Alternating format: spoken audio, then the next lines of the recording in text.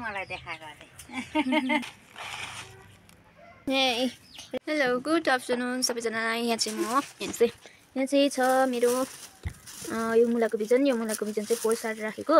त्यो भएर चाहिँ यसलाई मजाले केलाउनु पर्ने छ किनभने ठुलो सानो छ। एकदम सफा गर्नु छ। यो ठुलोमा चाहिँ अलिक ठुलो दाना हुँदो रहेछ, सानोमा त हुँदैन रहेछ। त्यही भएर चाहिँ यहाँ र म चाहिँ केलाउने छु। अब हेर्दै गर्नुहोस् होला चाहिँ हामी यसरी केलाउनु पर्छ नि त। यहाँ छ हाम्रो माम, माथिको माम। मलाई देखा गरे कहाँबाट खिच्यो ए हजुर यो छैन बुझेन। यसरी एक यसरी काम चाहिँ सघाउनु बढाउनु होइन, काम हुँदैन। मैले पो प्याज रोप्दा त्यो दाना होइन नि, पहिला खोज्छ यसरी हेर्नुहोस्। यसो गरेर यस्तो हर्कन गर्नुपर्छ। पहिला त्यहाँनिर छराउनुपर्छ एउटा भाँडामा। यहाँ छ आजको मेरो काम सघाउने गेस्ट। सानो नानीलाई चाहिँ सघाउनुलाई भने चाहिँ छिटो काम सुर्छ नि त है। हामी पहिला त्यस्तै थियौँ नि त। यत्रो उमेरमा बाटोमा हिँड्दाखेरि सानो नानीलाई अगाडि हिँड्नुपर्छ हो, बाटो काटिन्छ भन्थ्यौ।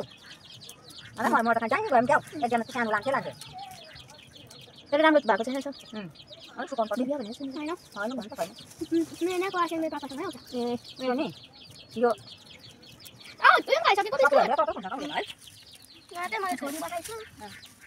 राम्री मान्छे केलाउँदा अब ठुल्ठुलो दानाको त केलाइ होइन। र केलाउँदा अल्छी भएर चाहिँ सबै मैले चाहिँ धुलो पिठो बनाइरहेको छु। अब यसलाई चाहिँ केलाउनुपर्छ। मसिनो थियो, त्यो भएर चाहिँ एकदम केलाउनु अल्छी भयो नि त। त्यो भएर चाहिँ यो चाहिँ यसरी पोको पाऱ्यो। मैले चाहिँ यसरी मजाले यसरी दाउरामा मजाले फुट्दैछु। यसरी पल्टाउँदै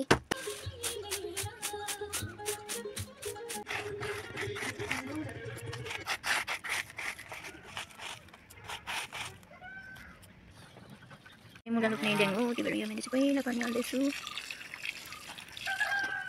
मैले 2 ड्याङ मात्रै खनिरहेको छु। यहाँ चाहिँ मैले 2 ड्याङ खनेको थिएँ सानो किनभने हाम्रो चाहिँ बारी एकदमै सानो छ। त्यही भएर चाहिँ हरेक अब अलिअलि है घरमै खानुको लागि चाहिँ अलिअलि भइहाल्छ भनेर चाहिँ हेर्नुहोस्। यो बिजन चाहिँ एकदमै कोही राम्रो कोही नराम्रो थियो नि त, कोही सानो। त्यही भएर चाहिँ जस्तो सुकै होस् भनेर चाहिँ मैले यहाँनिर छर्दै यसरी है। कोही उम्रिन्छ कोही उम्रिँदैन। भोलि बेसी भयो भने चाहिँ अब बिचबाट निकाल्दा भयो नि त छुट्याउँदा। त्यही भएर चाहिँ मैले यहाँ बट्टाबाट रोपेँ र मैले यो चाहिँ अब है हातले नै माटो दिएँ किनभने छिटो फल्छ नि त उम्रिन्छ भनेर चाहिँ है। त्यही भएर चाहिँ यहाँ मैले एकदम छिटो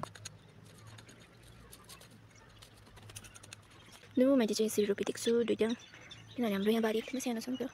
त्यही भएर कचर रोप्नुपर्छ।